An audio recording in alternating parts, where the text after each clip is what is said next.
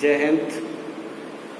Today we are going to discuss a very important topic, figure of speech. Here I am Manoj Gangwar, your friend, your teacher and your brother. We are going to discuss figure of speech.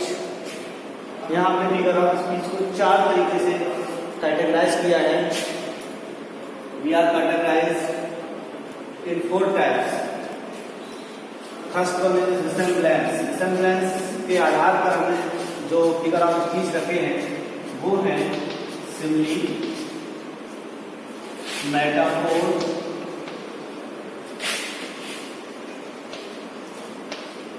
Personification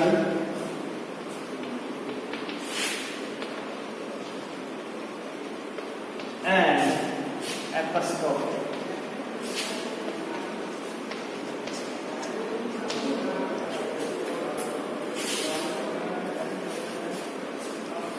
दूसरा है contrast.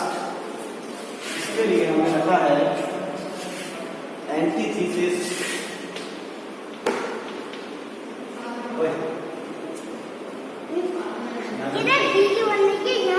Antithesis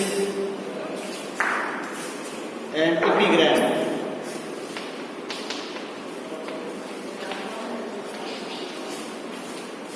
तीसरा association के आधार पर हमें रखा है metonymy,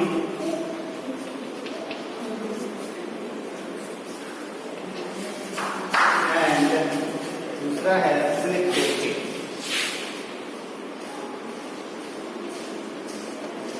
contrast के आधार पर क्लाइमैक्स एंड एंटी क्लाइमैक्स.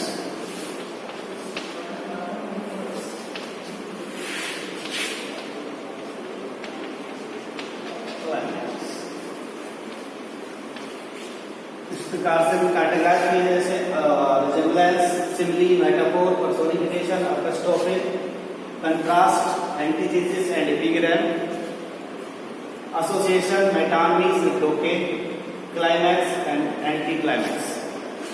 और इसके बाद हम 1 by 1 अलग अलग रूप से इंडिविजुअली प्रत्येक फिगर ऑफ स्पीच का अध्ययन करेंगे, स्टडी करेंगे.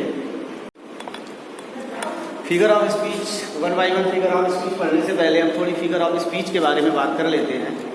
फिगर ऑफ स्पीच जिसे हिंदी में अलंकार कहा जाता है.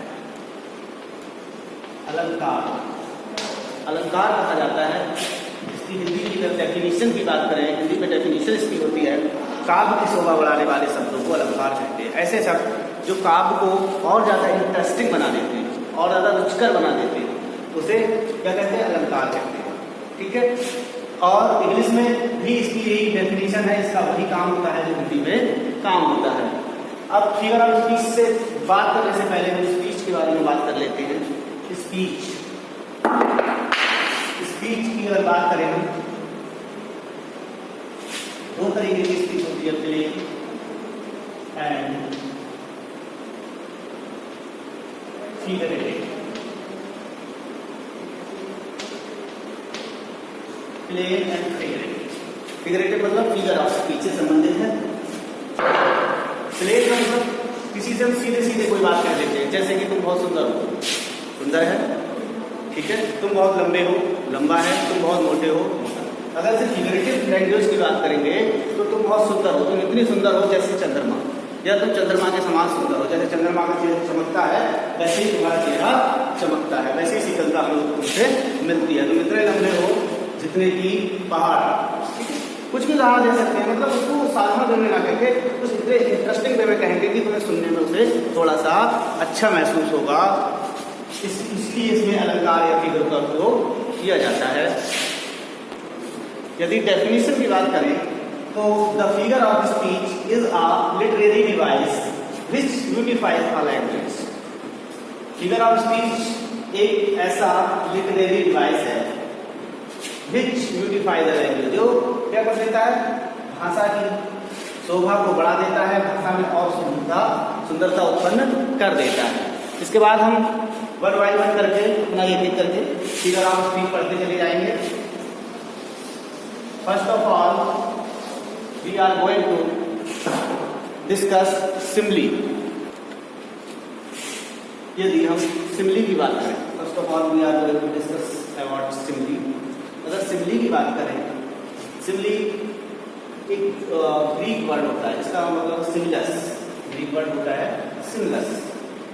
उस सिमिलस शब्द का मतलब होता है means showing relationship, showing relationship.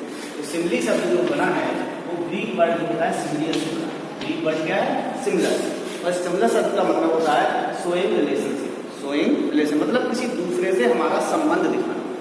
हम इस फिगर इस चीज में भी किसी व्यक्ति का दो तरह के ऑब्जेक्ट होंगे, उन दोनों तरह के ऑब्जेक्टों का एक दूसरे से संबंध दिखाएंगे, लगभग एक दूसरे की तरह ही बताया जाएगा, एक की क्वालिटी दूसरे पे प्रदर्शित की जाएगी। तो ये जो सिमिली शब्द है वो सिमिली शब्द से बना है, जो कि ग्रीक भाषा है, ग्रीक लैंग्वेज का एक वर्ड है सिमिलस, इससे बना है सिमिली। और इस सिमिलस का अर्थ होता है शोइंग रिलेशनशिप। इंग्लिश के अधिकतर शब्द किसी दूसरी भाषा से, लैटिन से, ग्रीक से, फ्रेंच से, किसी न किसी भाषा से लिए गए हैं, उनका अर्थ अपने अनुसार करके इंग्लिश में इन्हें प्रयोग किया जाता है, इसको थोड़ा सा डिफरेंस करके प्रयोग किया जाता है।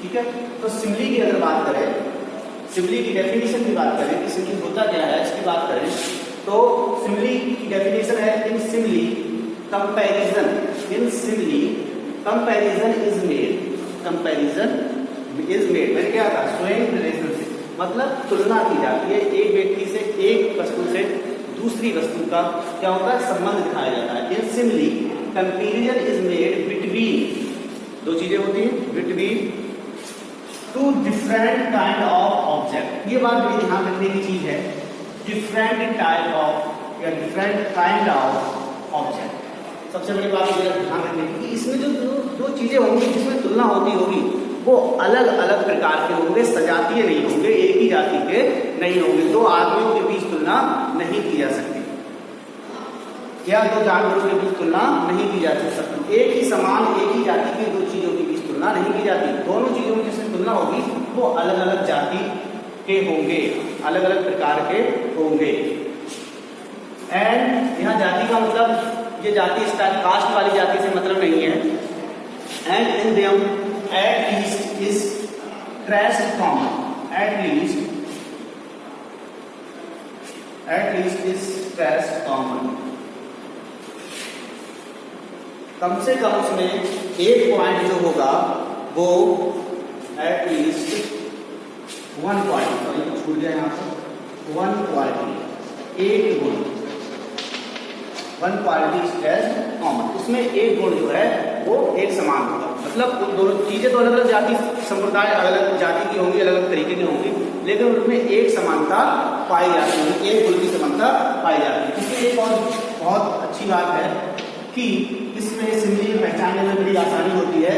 इसमें simile is denoted by the words like, so, as. इसमें जो वर्ड्स हैं सो, लाइक और एज क्या होते हैं, लगे हुए होते हैं। इससे दूसरे शब्द की क्या होती है, तुलना। जैसे मान लो अगर मैं किसी कोई व्यक्ति होता है, उसकी आवाज इतनी मधुर होती है कि सुनते हुए बड़ा अच्छा लगता है, तो हम कहेंगे उसकी आवाज अच्छी है। सिंपल वे मैंने बताया, स्पीच दो तरीके की होती है, स्पीच बताएगी दो तरीके की होती है, प्लेन होती है और फिगरेटिव होती है। ऐसी होती है फिगरेटिव होती है, ठीक है। तो तुम्हारी आवाज बहुत अच्छी है।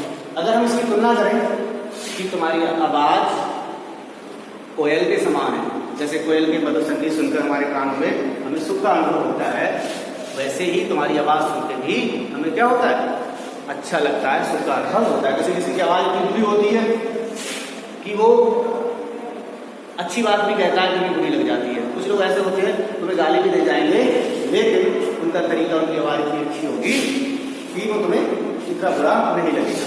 जैसे अब इसमें एक चीज ध्यान रखिए, मैंने कहा कि जो तुलना होती है वो अलग अलग जाति की चीजों में होती है। जैसे मैंने कहा तुम्हारी आवाज कोयल के समान है, तो किसी व्यक्ति की आवाज या किसी स्त्री की आवाज, किसी लड़की लड़के की आवाज किसके समान है, कोयल। कोयल पक्षी है, वो अलग जाति की है, और इंसान अपनी अलग जाति का है। तो ये तुलना जो हो रही है वो क्या है, वो फिगर ऑफ स्पीच सिमिली में मिलती है। अगर मैं कहूँ तुम्हारी आवाज लता मंगेशकर की तरह सुरीली है, यहाँ पर सिमिली नहीं होगा, क्योंकि वो व्यक्ति भी क्या है, इंसान है, और लता मंगेशकर जी भी क्या है, इंसान है। सुनिधि चौहान भी इंसान है, सही है, और कोई लड़की वो भी क्या है, इंसान है। मतलब तो मानव में अगर तुलना करेंगे तो वहां फिगर ऑफ स्पीच नहीं होगा। फिगर ऑफ स्पीच ऑब्जेक्ट कहाँ होगा, जहाँ दो अलग अलग जातियों की अलग अलग प्रकार के ऑब्जेक्ट की तुलना होगी। जैसे कहा जाए his voice is like a honey, मतलब उसकी आवाज इतनी मीठी है जैसे कि शहद, अब शहद अलग खाने पीने की चीज है और कोई ये आवाज किसी है, इंसान की। तो यहाँ पर क्या है, फिगर ऑफ सबसे अच्छी बात क्या है, इसमें लाइक शब्द आया है, ठीक है। अगला देखिएगा, life is like a dream, बहुत अच्छा उदाहरण है। Life is like a dream, जिंदगी एक सपने के समान। जिस प्रकार सपना होता है जब जाते हैं खत्म हो जाता है, इसमें उल्टा होता है, आंख बंद होती है और सब खत्म हो जाता है। लेकिन यहाँ भी क्या शब्द हुआ है, लाइक शब्द का प्रयोग हुआ है। Here we are going to discuss some more important examples. देखिए यहाँ से, it dropped as the gentle rain from heaven upon flesh beneath. Quality of mercy, ये मर्सी जो पोएम है शेक्सपियर की का सोनेट है। Here we are going to discuss some more important example. First one is, it dropped as the gentle rain from heaven. Shakespeare की बहुत प्रसिद्ध play है द मर्चेंट ऑफ वेनिस, उसमें सोनेट एक उसकी ये लाइन है, it dropped as the gentle rain from heaven. इसकी पूरी पोएम है the quality of mercy is not strength, it dropped as the gentle rain from heaven upon place beneath. तो इसका मतलब है ड्रॉप, ये बरसती है एज माने जैसे जेंटल रन, जैसे सामान्य वर्षा फ्रॉम हेवन, स्वर्ग आसमान से अपॉन प्लेस बीनीथ, मतलब पृथ्वी पर। वो कह रहा है क्वालिटी ऑफ मर्सी, जो दया का गुण है, जो दया की भावना है, वो किसी भी व्यक्ति के हृदय में अपने आप स्वतः ही उत्पन्न होती है। इट कान प्रोड्यूस फोर्सफुली, इसे किसी को थप्पड़ मार के जबरदस्ती नहीं उत्पन्न कर सकते। किसी के दिल में, किसी के हृदय में अपने प्रति या किसी दूसरे के प्रति दया की भावना का जोर देके उत्पन्न की जा सकती है, लाठी देकर उत्पन्न की जा सकती नहीं। ये किसी की दशा, दिशा, व्यवहार देखकर स्वतः ही उत्पन्न हो जाती है। तो यही बात उसमें बताई गई है। अब इसमें देखो वो बात दूसरी है, लेकिन हम यहाँ पर जो बात कर रहे हैं, drop as gentle rain from the heaven, यानी कि एक ये शब्द आया है जो मर्सी के लिए आया है, मर्सी के लिए आया है। और इसकी तुलना किससे की गई है, सामान्य वर्षा से। इससे सामान्य वर्षा से, जिस प्रकार वर्षा अपने आप होती है, उसे जबरदस्ती नहीं करा सकते, उसी प्रकार दया की भावना भी अपने आप उत्पन्न होती है। दो चीजों की तुलना की गई है, वर्ड यूज हुआ है एज। उसी प्रकार दूसरा है, as shine the moon clouded sky she in her poor attire was seen. यहाँ पर देखिएगा कहा एज, शब्द क्या यूज हुआ है, एज। देख लेंगे सबसे पहले आसान तरीका है इसे पहचानने का, आइडेंटिफाई करने का सबसे आसान तरीका as like source word use. अब आप देखिएगा इसमें लिखा है as shine the moon clouded sky, जिस प्रकार से चंद्रमा, जिस रात बादल होते हैं, बादल तो हर रात होते हैं, लेकिन आसमान में बारिश के जो बादल होते हैं, काले बादल होते हैं, तो वहां चंद्रमा क्या हो जाता है, छिप जाता है। तो कभी बाहर निकल के देखिए आप, थोड़ी देर बाहर आ गया, फिर अंदर आ गया, फिर पूरा बाहर आ गया, फिर अंदर आ गया, लुका छुपी की तरह होता है। तो क्या होता है, एज साइंस प्रकार चंद्रमा चमकता है क्लाउडेड स्काई, यानी कि बरसात वाले बादलों के पीछे, काले बादलों के पीछे सी, लेकिन काले बादलों के पीछे छिपने से उसकी सुंदरता कम नहीं होती है। चंद्रमा उतना ही समान सुंदर दिखाई देता है, चाहे काले बादलों के पीछे हो, चाहे पीले बादलों के पीछे हो। उसकी इसी बात को बताने के लिए सी इन हर, किसी स्त्री के लिए, किसी प्रेमिका के लिए वो कह रहा है, क्या कह रहा है कि सी इन हर, वह अपने पुअर अटायर, पुराने करीब पुराने टूटे हुए मकान में क्या है, बात सीन देखी जा सकती है। अब देखिए यहाँ पर तुलना की चंद्रमा से और उसकी, क्योंकि जिस प्रकार चंद्रमा की अपनी सुंदरता कम नहीं होती बादलों के पीछे छुपने से, उसी प्रकार प्रेमिका की सुंदरता कम नहीं हो रही है तथा उस टूटे हुए मकान। ठीक है, आरी बात समझ। हम जिस व्यक्ति से प्रेम करते हैं वो सुंदरता उसकी ऑटोमेटिकली बढ़ जाती है, दुनिया में सबसे बढ़िया लेकिन हमारे लिए सबसे अच्छी लगती है। ठीक है, और जिस मकान में वो रहती है, चाहे वो टूटा हुआ हो, झोपड़ी हो, महल से भी सुंदर लगती है। लेकिन यहाँ पर बताया गया है चंद्रमा की जिस प्रकार सुंदरता कम नहीं होती, इस प्रकार उसकी सुंदरता भी कम नहीं होती है। इसकी तुलना चंद्रमा की तुलना किससे की गई है? उसकी प्रेमिका से।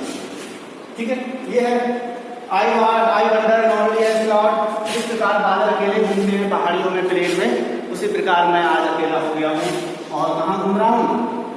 दुनिया में घूम रहा हूँ। यानी कि क्राउड की तुलना दूसरे के लिए मुझसे कोई भी हो सकता है, मैं नहीं बनाकर अकेला नहीं घूम रहा हूँ।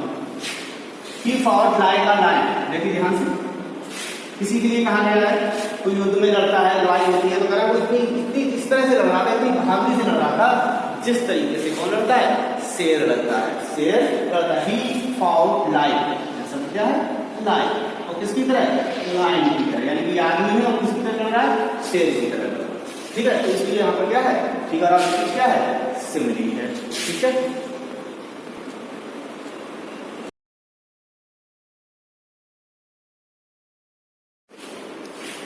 जय हिंद।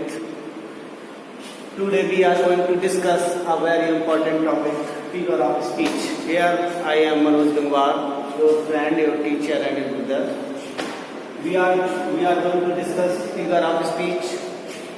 यहाँ हमने figure of speech को 4 तरीके से कैटेगराइज किया है। We are categorized in 4 types. First one is resemblance. Resemblance के आधार पर हमने जो फिगर ऑफ स्पीच रखे हैं वो है सिमिली, मेटाफोर,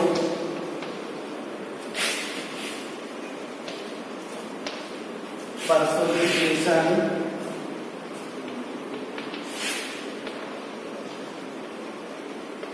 एंड एपिस्टोल।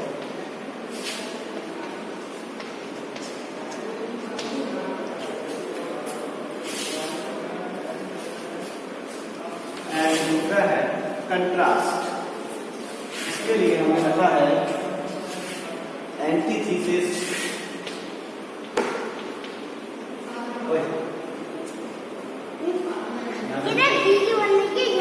एंटीथेसिस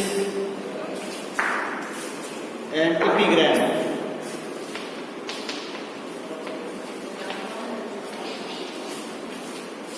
तीसरा एसोसिएशन के आधार पर हमें लिखा है मेटोनमी,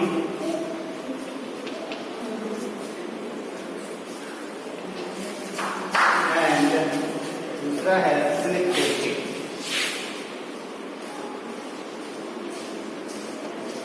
कंट्रास्ट के आधार पर क्लाइमैक्स एंड एंटी क्लाइमैक्स।